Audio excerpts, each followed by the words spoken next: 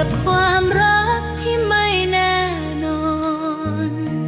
หัวใจเจ็บเพราะหวังเกินไปบางครั้งเราก็ต้องเรียนรู้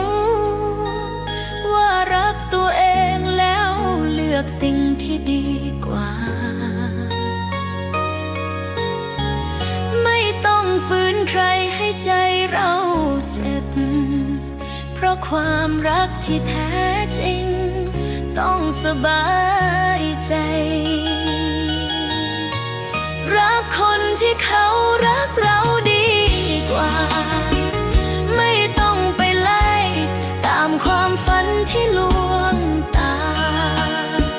หัวใจจะสุขเมื่ออยู่กับคนที่เข้าใจเรารักใครที่รักเรา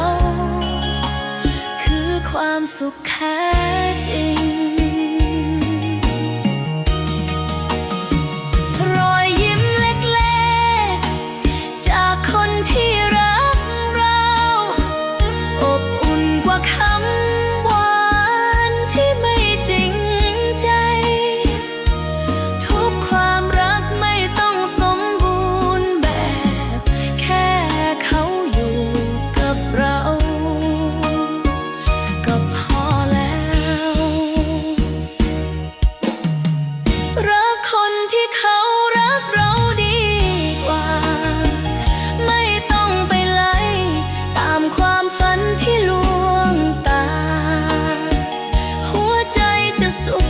เมื่ออยู่กับคนที่เข้าใจเรารักใครที่รักเรา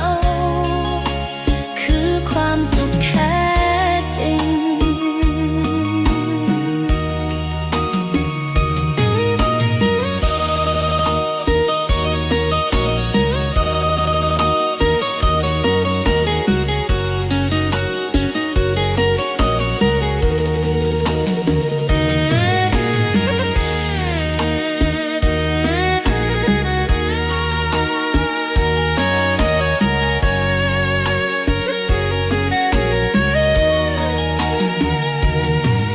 บางครั้งเราต้องปล่อยสิ่งที่ไม่ใช่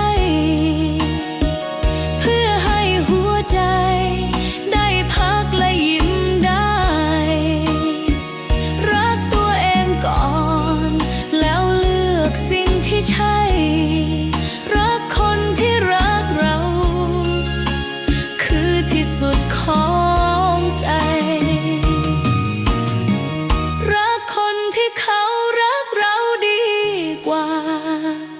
ไม่ต้องไปไล่ตามความฝันที่ลวงตาหัวใจจะสุขเมื่ออยู่กับคนที่เข้าใจเรารักใครที่รักเรา